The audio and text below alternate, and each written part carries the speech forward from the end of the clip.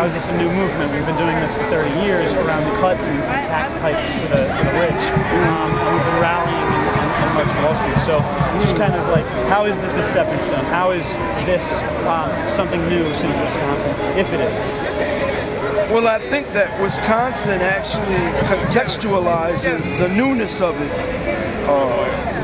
The great thing that this uprising in Wisconsin did, where they took over the Capitol for the better part of 2 weeks, is that it finally put unions and all of the forces that are fighting the cutbacks and the layoffs and the union busting, it pushed us on the offensive.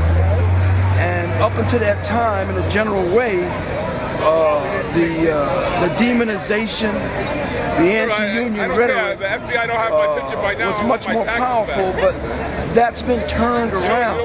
And I think this alliance of students, CUNY students, grade school students, unions, and community is a reflection of that. And I've been very pleased to participate in this coalition, and I've never seen the students and the unions and the community working together. Frankly, I mean, I've been around a while. Usually one of those entities is running it and determining, you know, the pace and what is done and what is not done.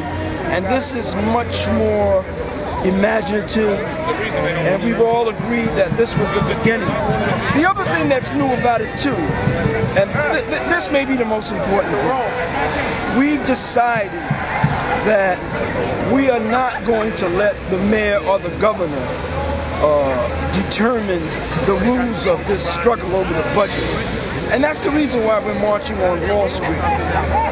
We're maintaining that this is not a budget crisis.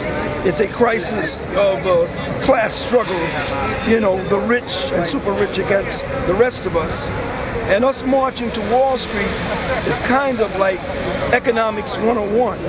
You know, you don't need to cut pensions, you don't need to lay off teachers, you don't need to lay off transit workers, cut back on transit services, you don't need to push CUNY students who can't pay tuition hikes out of school. All you need to do is tax the rich.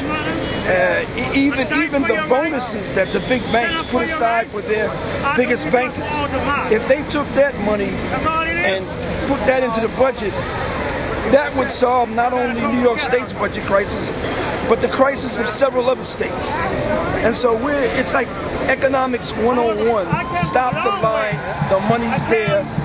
You don't have to take it from poor and working people. And the mayor and the governor have to choose. Either you're with the super rich or you're with the people. We're going to help them choose by creating chaos and no business as usual. How are we going to do that? Through marches that have... Well, we're marching on Wall Street today, and we have some plans that sort of escalate. And we're prepared to shut the city down. We believe we have the will of the people on our side. We have history. We have morality on our side. This is not about numbers. This is about who's most important. Working people and the poor, or billionaires and millionaires. Can I ask you, so one of the things that's happened, you're talking about how Wisconsin's galvanizing all these different forces to come together. Wisconsin is allegedly a governor who was a Tea Party candidate, and the Tea Party was the most visible protest movement in this country in 2009, during the first year and a half of the Obama administration. So how does this relate to the Tea Party reaction, or how does this conceptualize the Tea Party and its place in all this kind of stuff? The Tea Party was not the real thing.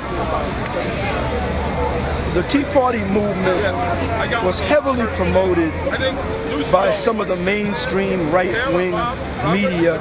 We all know about the Koch brothers and the other billionaires that have fed the coffers of the Tea Party. Now now we're finally getting to what the people are concerned with. The Tea Party could not get hundreds of thousands of people to demonstrate almost on a weekly basis in Madison, Wisconsin. They could not get people to stay in the Capitol for 2 weeks. Now, you know, that was the warm-up, the distraction.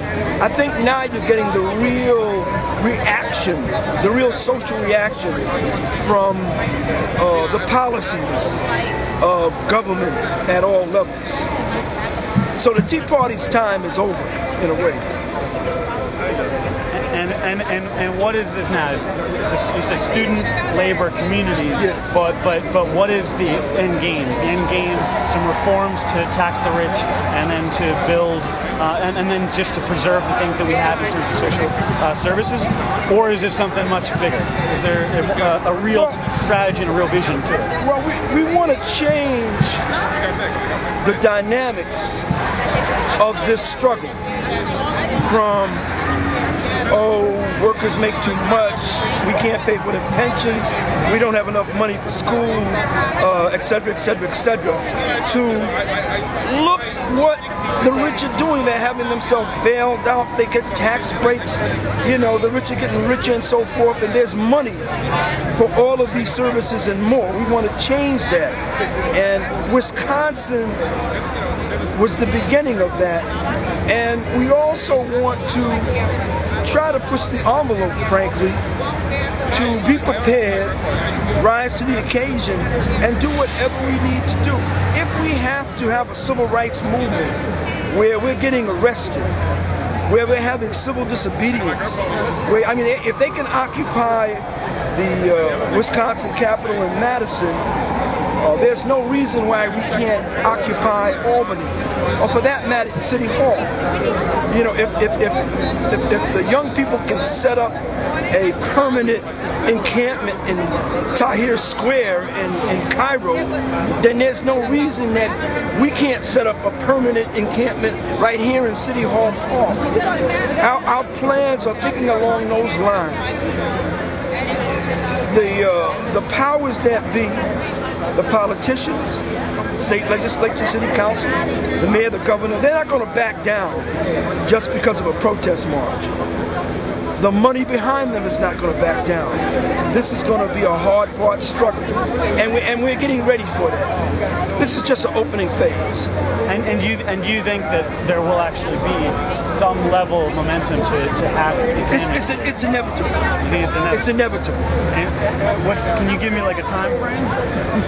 Because that would be very hard, but probably both at the state and local level, as has been the case in previous years, they're going to miss their budget deadlines, and these struggles get extended many months, sometimes into late spring, early summer. And I think that some of this could develop in that time frame.